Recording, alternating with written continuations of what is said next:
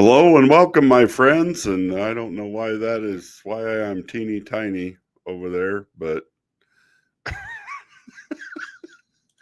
that's one of them things where, okay, there we go.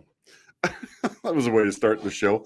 So, welcome. Thank you guys for being here tonight. This is kind of a pop up stream. I've been thinking about doing this for several days, but I was going to do a video and I just felt like I needed to do something different. So we're streaming live tonight on YouTube and X. So for anybody who's coming through those, thanks for being here. Welcome, Kamikaze. So I've just there's been some news about Star Trek come out, and as anybody knows, I am a huge Star Trek fan. Well, I mean, they say I was a huge Star Trek fan, and I still am of the original Star Trek, up to and including maybe Enterprise. Enterprise, I thought wasn't great, but it was okay, you know. So I wanted to kind of share this news with you, get you guys' reactions, see what you guys think about what's happening with Star Trek. Do you even care anymore? The only reason I care is because it was such a huge part of my childhood, and so it still brings up those feelings and stuff. But what they've done with it since 2008 has just been, I don't know. It's just been a Travis Schermackery of what Star Trek was to me growing up. And with the news that's come out here this week, I was like, as my thumbnail showed, how low can they get? I feel like the creators are playing this weird game of limbo with us all, just trying to figure out how low they can just to make it so awful that we all just collapse and lose the game. Because I feel like that's what's happening. So anyway, we're going to start this out, and I'm going to show you some of the trailers that are coming out. And get your opinions on them. I need to add this back in here. I was on the wrong one. So,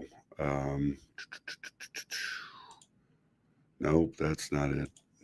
That's not it. Yeah. I'll find it eventually. So, I think this is it right here. No, it's not. Have you ever you think you're on the right thing, but you're not on the right thing, and no matter where you look, you can't find the thing that you thought? Oh my gosh, this is like obnoxious. I think this is it. So we'll try this again. Okay, take that down. Yeah, it was up there, and now it's not. So we're gonna watch this together and see what you guys think.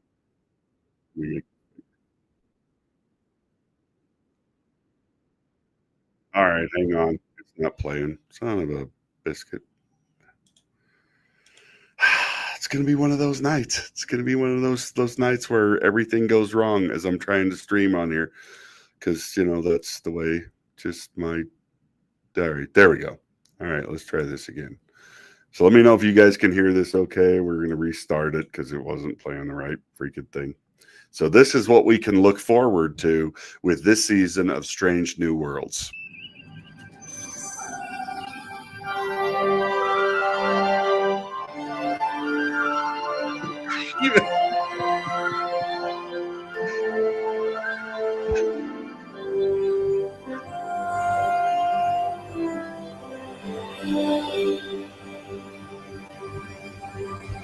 Hit it.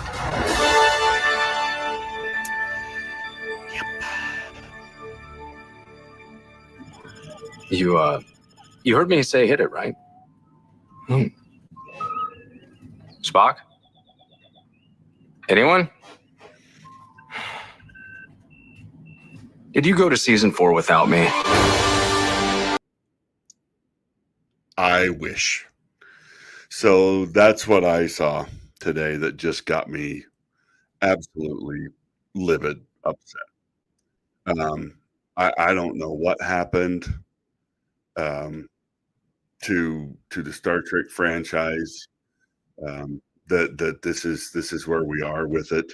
Um, but they've okay. So that now they've taken two things that I love: the Muppets and Star Trek, and they've managed to ruin both of them at the same time. I love the Muppets. I grew up watching the Muppets. I came home and watched the Muppet Show every day after school. For years and years, it was on in syndication, and it was just awesome. I so funny. I mean, you can't even find some of the episodes now that they did with the Muppets, and it's just so now they're taking. I mean, it would be totally different if this was the Muppets doing a Star Trek thing, which they kind of already did with Pigs in Space. If you remember the Muppets, you remember that. But this is I don't know. This is like the worst combination of both. Star Trek was always one of the more serious science fiction shows. Science, it was the one that really kind of it pushed boundaries. It talked about serious things. I mean, and it was funny. It had its funny moments. The interactions between Spock and Kirk and McCoy and them are ripping on each other. And I mean, there was a lot of cool things that went on in all of the Star Treks, but they were never the butt of the joke. Like they never, with shows like Stargate and Stargate Atlantis and stuff, sometimes they wouldn't break the fourth wall, but they'd tap on it pretty hard. I mean, and they did some funny they did some funny stuff. But see, it was different. Like Stargate wasn't as serious. I mean, it was serious, but it was like they'd have an episode where they kind of made fun and stuff like that. But Star Trek is not that. And it worked because, Richard Dean Anderson made that show kind of a comedy. And honestly, it was being run and produced and stuff most of the time by the sons of Dom DeLuise, who was huge into comedy. I mean, just a giant in the comedy world. And so, I mean, and his kids were, in fact, some of his boys are actually in some of the episodes and stuff. They play extras and stuff. But I mean, they produced and wrote and stuff, a lot of that stuff that was on Stargate. But I mean, but it had funny episodes. But I mean, it had, like I said, it would come up there and kind of tap that fourth wall, never completely break it, but like got real close. And so it worked in that because they kind of built that into the show as that went along. I mean, the original film didn't have that, but when they moved it to a series, they kind of brought the humor and the funniness to it. Star Trek's not like that, though. I mean, Strange New Worlds has already done this thing where they had a sing-along dance episode.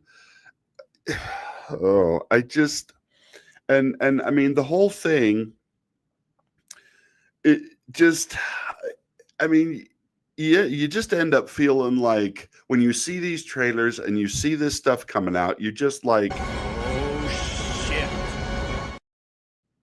I mean, that's how I feel about it. I mean, yeah, Mr. Data, you hit the nose right on the head. Or you end up just kind of feeling like, No! No!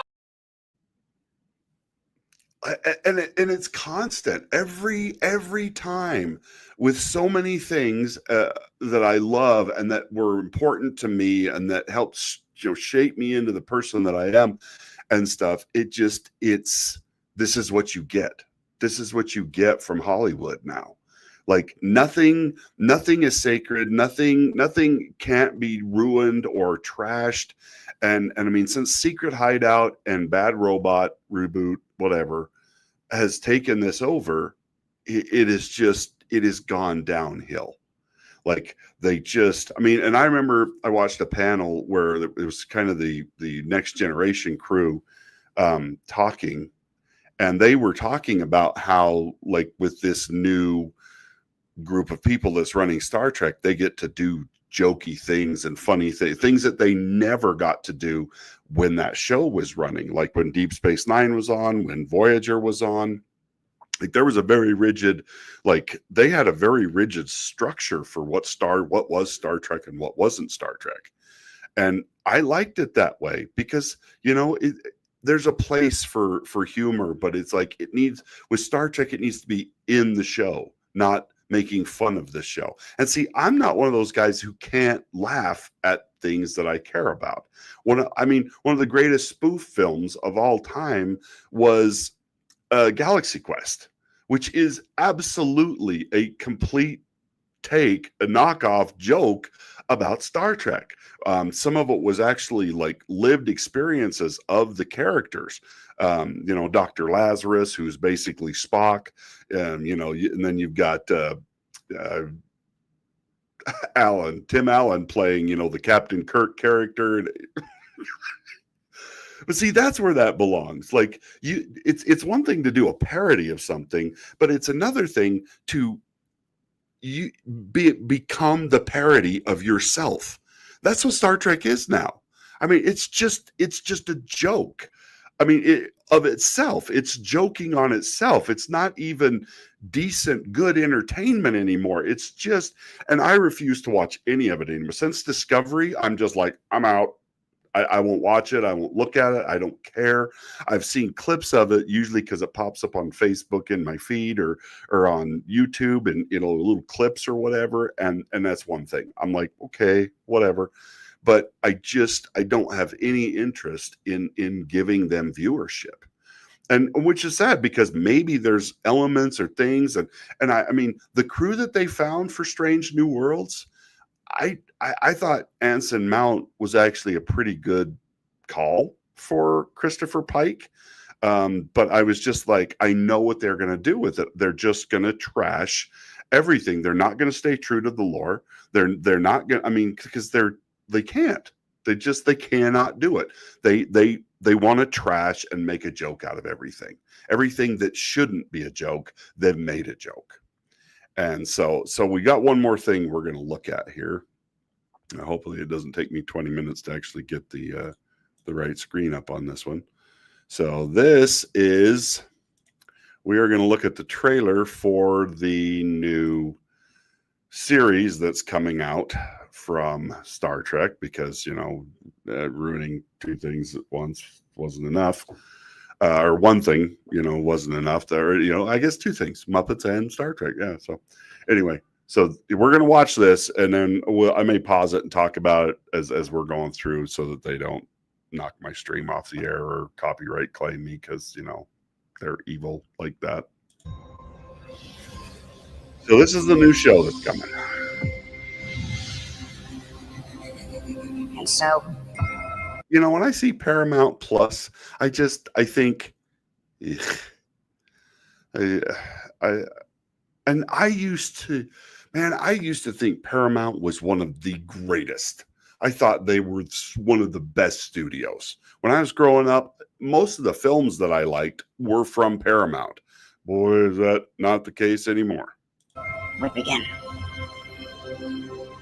I'm Captain Nala Ake, Chancellor of Starfleet Academy. Okay. I got to say this. I love Holly Hunter.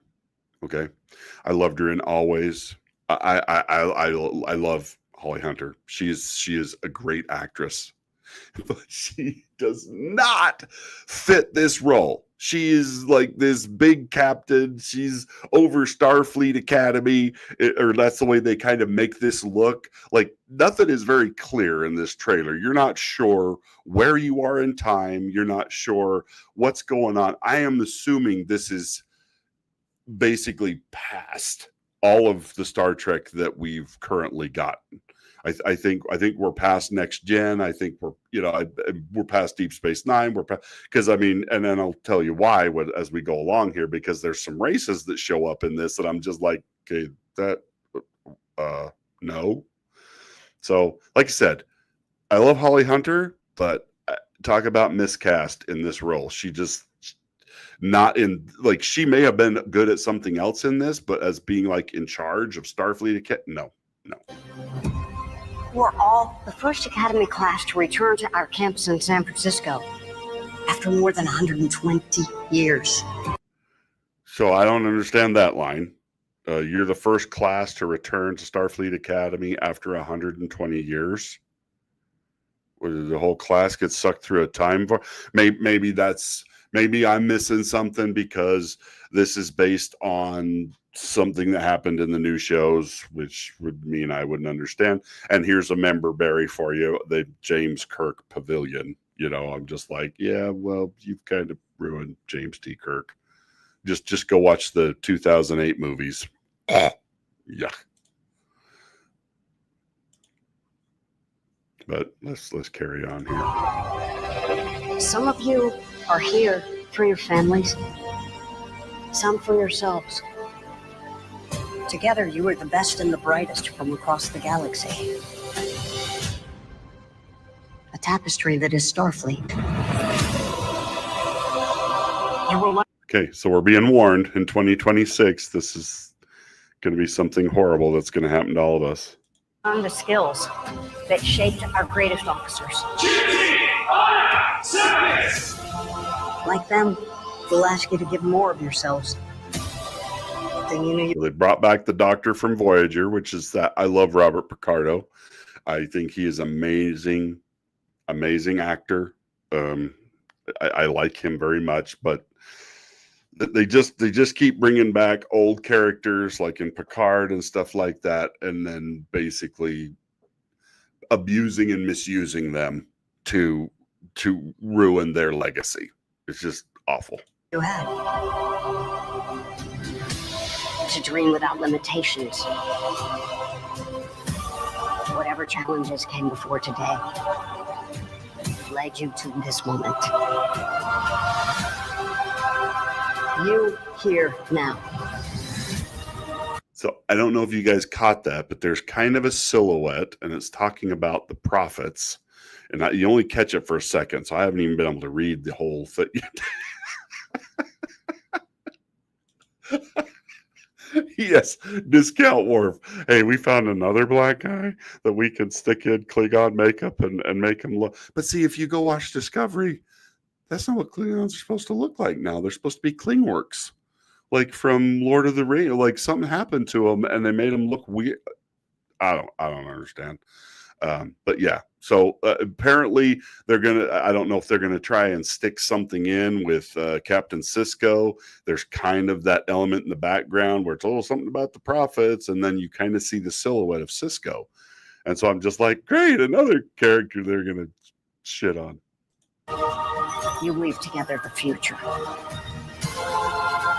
Oh, and lesbian admiral transgender woman. I don't know what that person is, but they're an admiral or something. I don't know. I'm assuming. So go out and seek. Oh, and the Jem'Hadar Black Lady, because you can tell. And really, that's what makes me think this has got to be way further into the future, because the Jem'Hadar are in Starfleet now. Oh, okay. Explore. Boldly go where no one has gone before. There's some kind of a weird ship. It is my great honor to welcome you all to Starfleet Academy.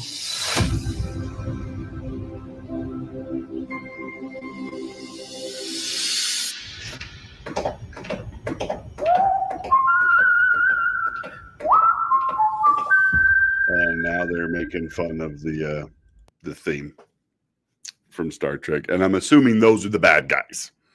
That is definitely the impression you get, is that that they're the bad guys, and they're gonna take down Star, and they're probably the ones in the weird ship that looks like something that got rejected for Star Trek episodes back in the day, and they were just like, hey, let's say, we built this model, let's just stick it in here. Anyway, yeah, that's why I'm like, I don't understand what's happening here. That somehow we have Jem'Hadar in Starfleet now. I mean, they there was a treaty established, so maybe, but I don't understand, and I don't want to, honestly. And that's where I'm kind of at, and that's why I wanted to bring this stuff to you. It's just like I have had to now ignore my beloved Star Trek for years, and because they just are not. They're not producing anything that I have any interest in. The sad part is that the effects actually look pretty good. Like we actually, I mean, this should be the golden age of Star Trek. This should be the golden era when they could do amazing things with this property, with this IP. They should be able to bring back old characters and push the stories further and do cooler stuff than they've ever been able to do before. And you know, because because the technology has advanced so much, especially with AI coming and stuff, that they'll be able to do it cheaper and faster. And I mean, this is what we're getting. We're getting these weird takes on Star Trek that just don't make any sense. There's nothing really there of any value anymore. They have sucked the life out of Star Trek. Now, I mean, from everything I'm hearing, these shows aren't doing well. Like they have not made money. I mean, Paramount's basically CBS is basically trying to shove Paramount off and sell it off to I can't remember the name of it, Skydance or somebody. And I mean, they're basically trying to sell off Paramount. That's how much damage they have done to these brands. And my guess is that Skydance is like, hey, we want everything, but we don't want Secret Hideout. Make them go away. Buy them out, do whatever, but we don't want Secret Hideout. And we don't want Bad Robot involved in our stuff. Finally, the shine has come off J.J. Abrams, and why Secret Hideout has still been kept around. I'm just like, you know what? There's enough lawyers in Hollywood. There's got to be a way of getting rid of that guy. I mean, there just has to be. I can't think of a reason why you could not get rid of and just end any association with those guys. And be like, hey, we're gonna start fresh. I mean, I wouldn't even mind a reboot of the original series because things have changed a lot since the 60s. The look, you know, as long as they tried to actually be careful and hold the best parts of that together. And like, I mean, there's a way of doing it, but I just don't trust anybody in Hollywood now to even come close to doing doing justice with Star Trek. Like they don't understand it anymore. That one, they don't understand morals and values. They don't understand right and wrong. They think right and wrong is just something that crazy Christian people believe in, and everything's gray, and you just live your life, and it doesn't matter. And the original Star Trek was not like that at all.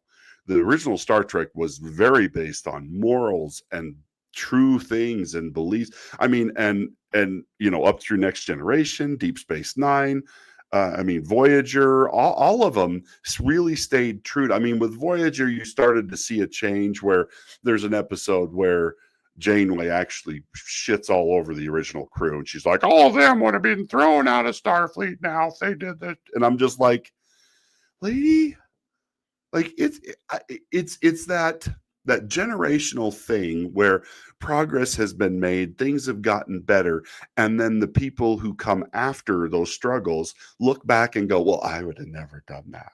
It's like, you know what? That's really easy to say. I would not have been a part of slavery if I was back in the 1800s. I just would have known better. It's like, no, you wouldn't. You'd have grown up thinking it was normal. You'd have jumped right in with everybody else because that's the way it was. You know, nobody understands how hard progress is to make at the time.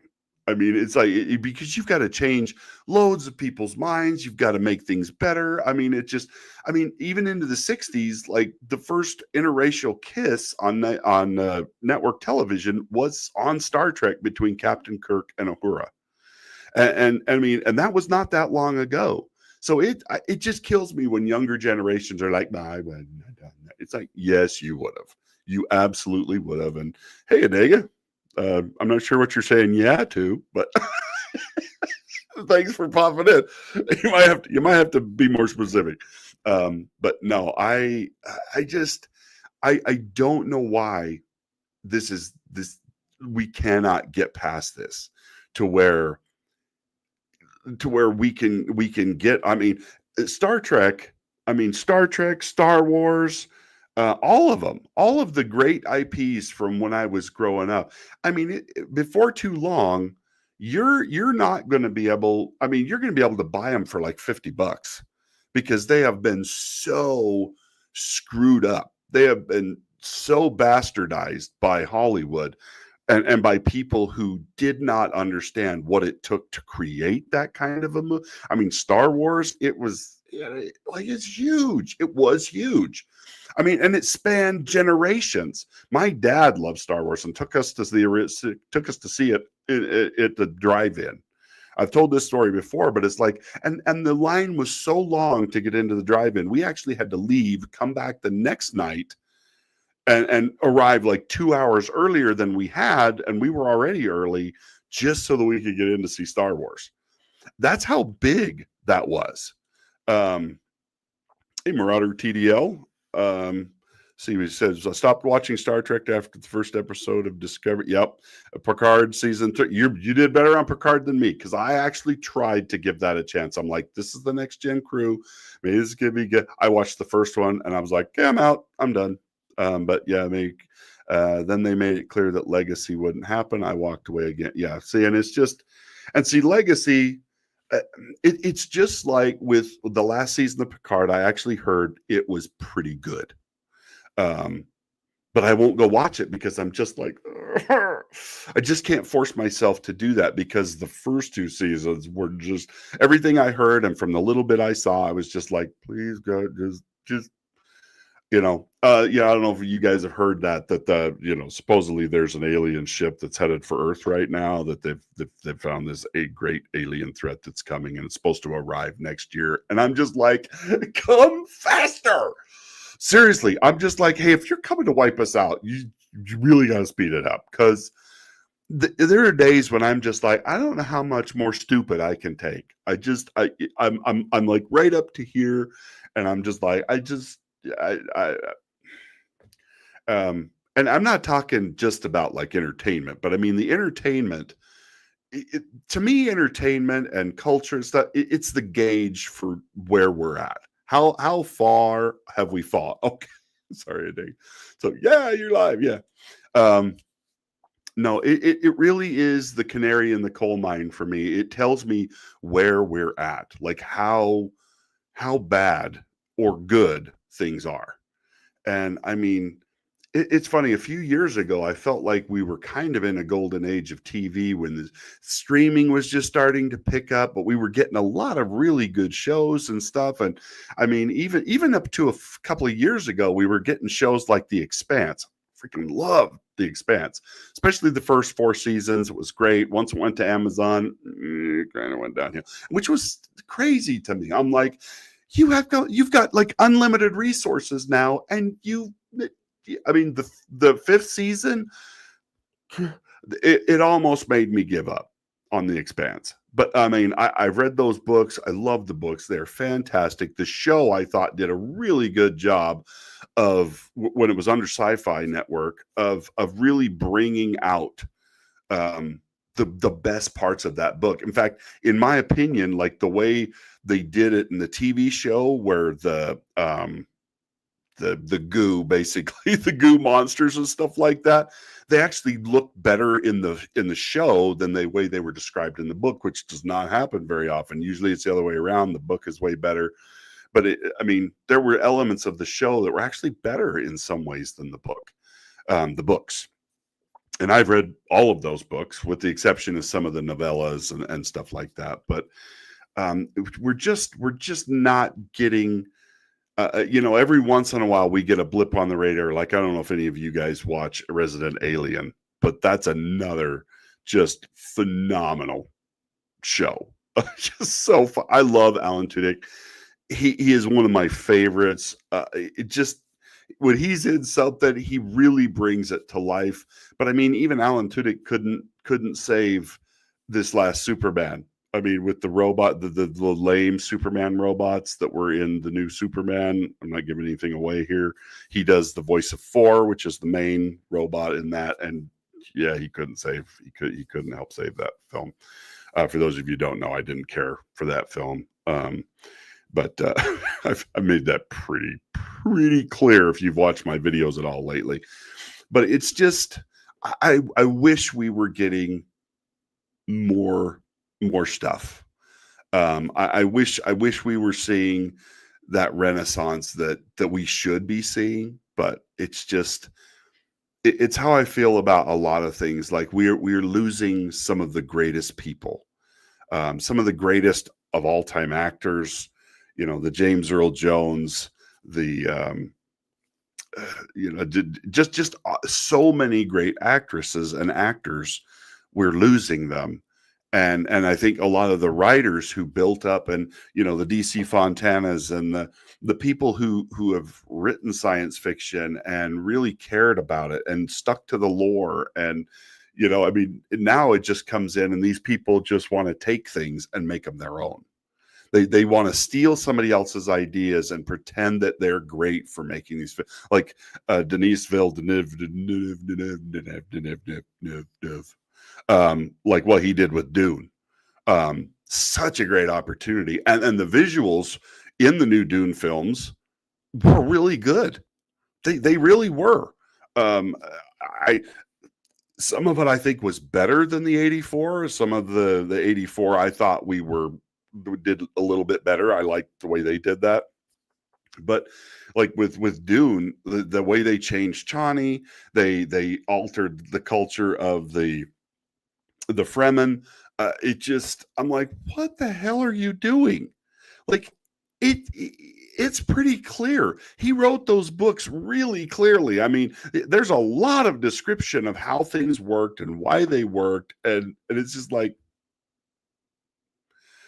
and he just couldn't help himself. He just had to stuff some modern feminism in there, which I don't know if you've watched the Nerd Cookies videos that she's been doing on some of the things that are being talked about as spoilers or whatever, like with the kids and the casting of the kids for Dune Messiah and Children of Dune. It's like, what are you like? Wait, I thought Chani hates his guts. How are you gonna flip that around and make them have kids together? The way you left it at the end of the second Dune film, it's like like she hates his guts, runs off, and it's stunning Tiff because she's mad, and it's like, oh. And she was like the worst casting choice for that. Like she's one of those actresses like Kristen Stewart who has one facial expression and is just resting bitch face. And I'm like, could we please stop putting those actresses in movies and acting like they're the best thing ever? I mean, she's not the worst, but it's like, I don't know why they make her a one-dimensional character in every film she's in. And maybe that's just her. I don't know. Zendaya, whatever her name is. Mirage says, oh, we're getting stuff. It's all the stuff. It's the original. No. And that's absolutely true. Like we're getting the reboots and the revamps and everything. Like people just don't see, and this is what kills me. There's guys out there like Adega who's made comments in the chat here, who's writing great book series now, and things that I would love to see be made into film. But I feel the same way about that I feel about so many other book series that I love, like the Brandon Sanderson novels, the Mistborn series and stuff. And I'm just scared to death that they're going to make those now. I'm just like, please don't let them make that. Although I have heard that there's the Hail Mary movie that's coming. It's a science fiction film. That I've never read that book. I don't know very much about that series, but seriously, I think that from what I'm hearing, like they've got the writer on set every day. What's his name? The Canadian white boy that seems to be in most films. Not Ryan Reynolds, but Gosling, Ryan Gosling.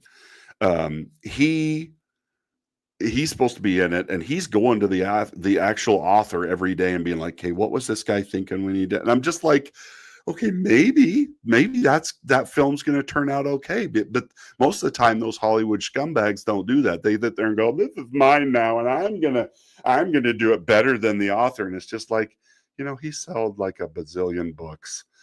I think we want to see his version of things and not yours. Like, I want to see Gene Roddenberry's Star Trek, not Bad Robots Star Trek. Okay. I want to see George Lucas's Star Wars.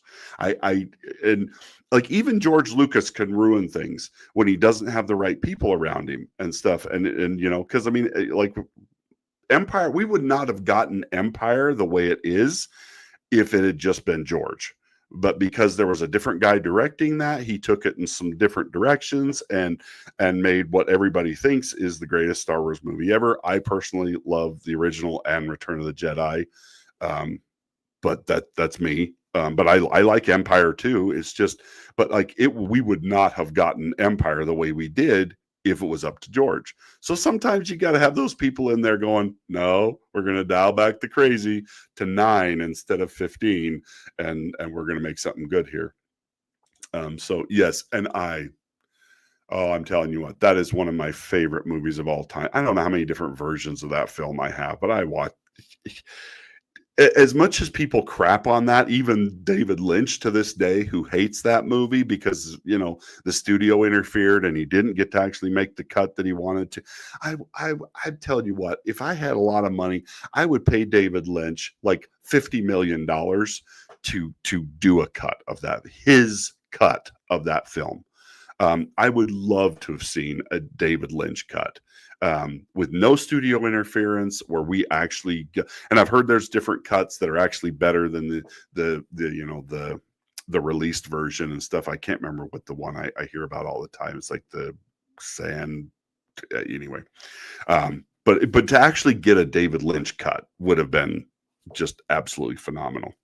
And you're welcome, Adega. Adega, if you guys are not subscribed to Adega, go subscribe to Adega Outlaws channel.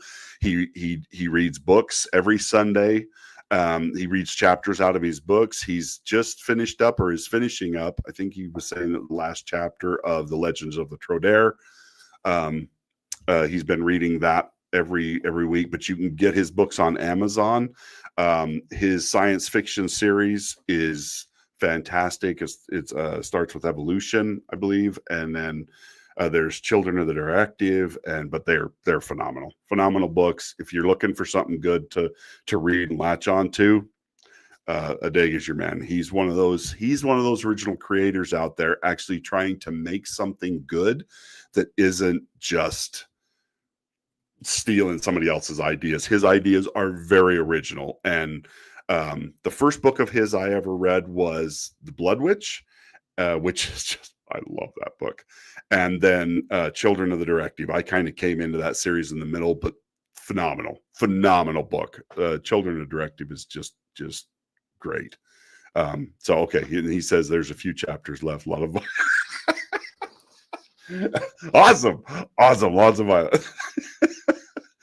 When I was listening to I listened to the last chapter late because I wasn't there on Sunday to listen to him do it live, and I thought he was saying it was the last chapter. So I'm glad to hear there's actually more coming in that series. But he is a great creator, and we need more people like that coming out, putting out original works that are someday going to be classics and stuff. It's just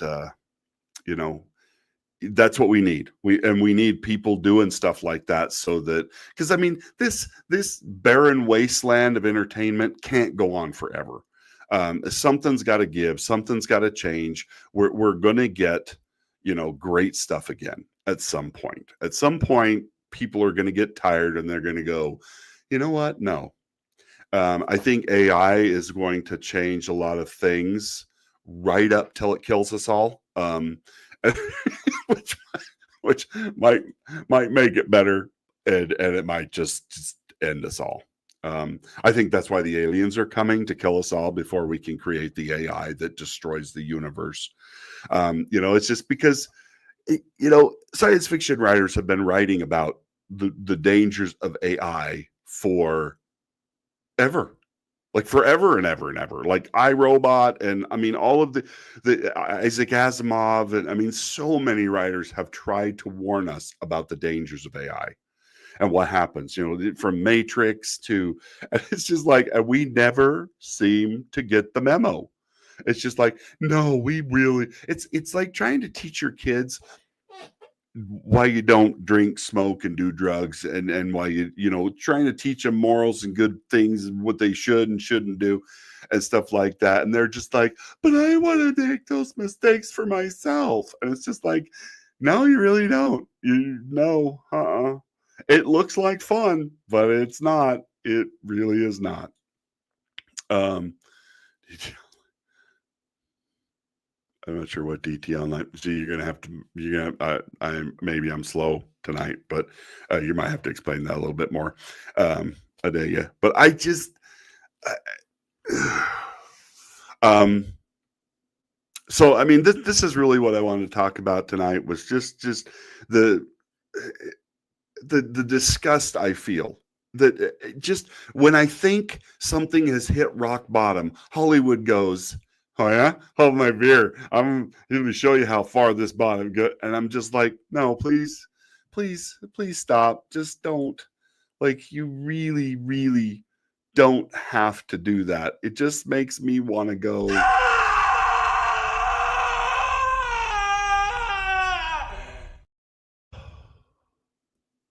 I love that clip because it so concisely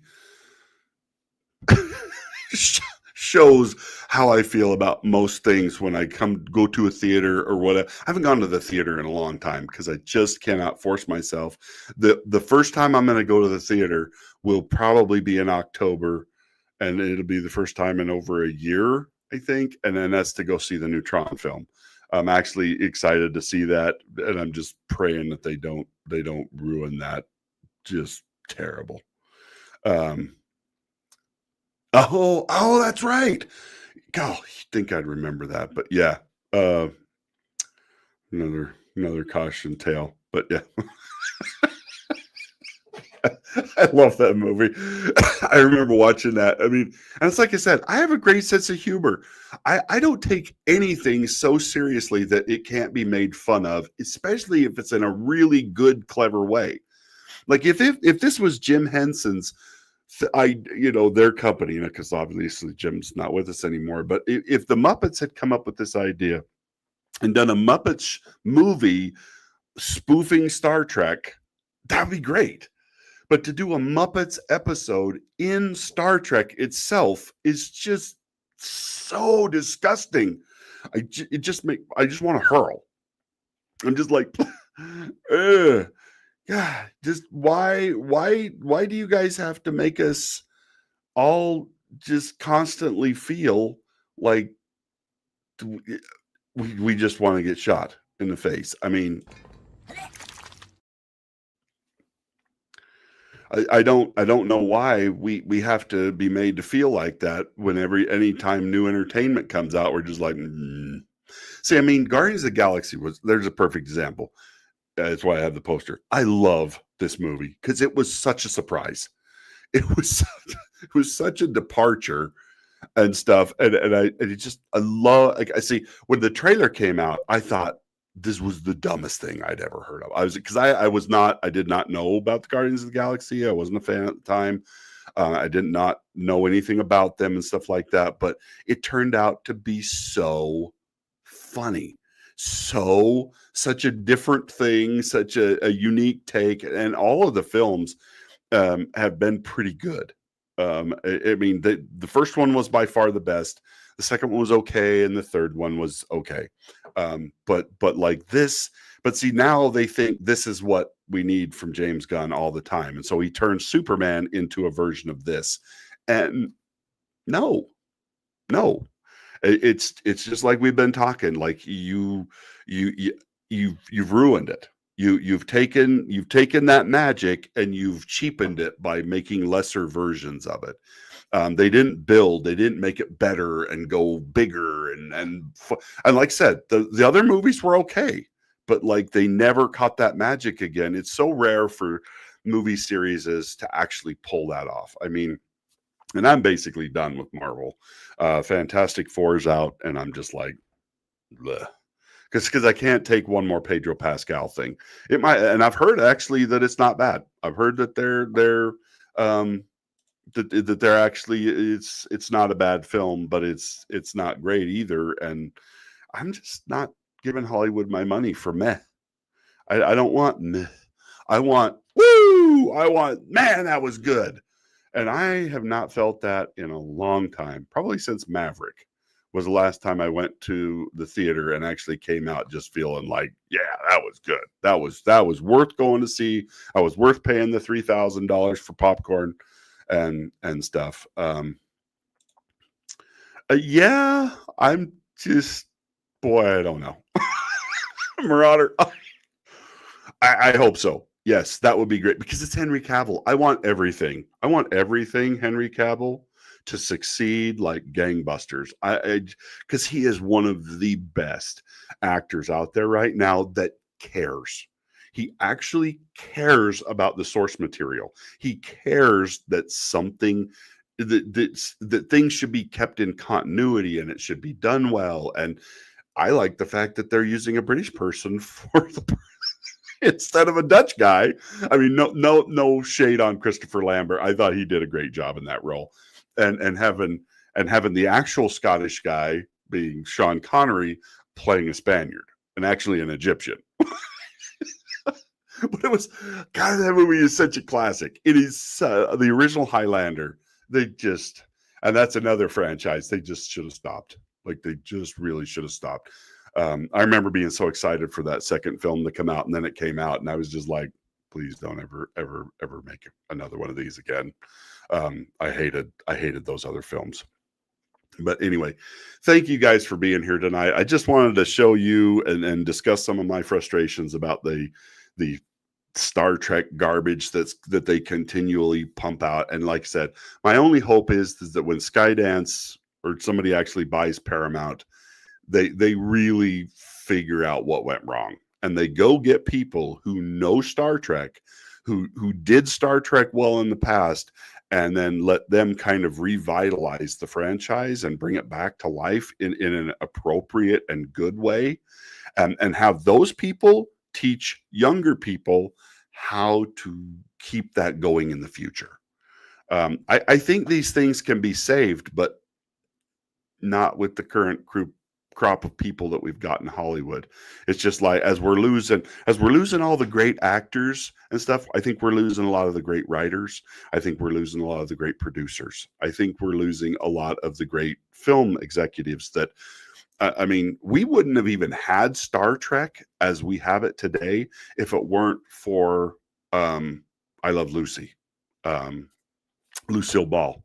And Desi Arnaz is like, they were the ones that produced that show, the original Star Trek, and Desilu. I mean, at the end of all the episodes, I remember seeing that. Didn't realize at the time what that meant, but I mean, Lucille Ball is really responsible as much as Gene Roddenberry for us getting Star Trek.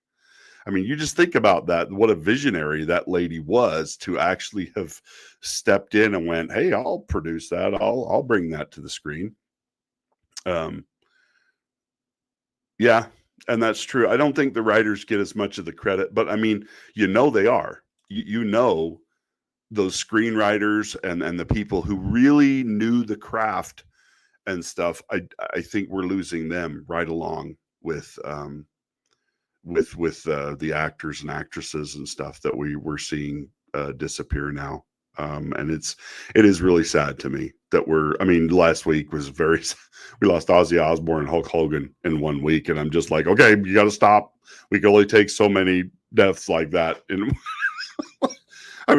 and they were both older guys. So, it wasn't, it's inevitable. That's part of life, but it's just, boy, it's sad to see childhood heroes and people I grew up with, who are not with us anymore. And it's kind of tough. But anyway, thank you guys for being here. I appreciate you guys giving me your time and participating in the chat. I really do appreciate it. It means a lot to me.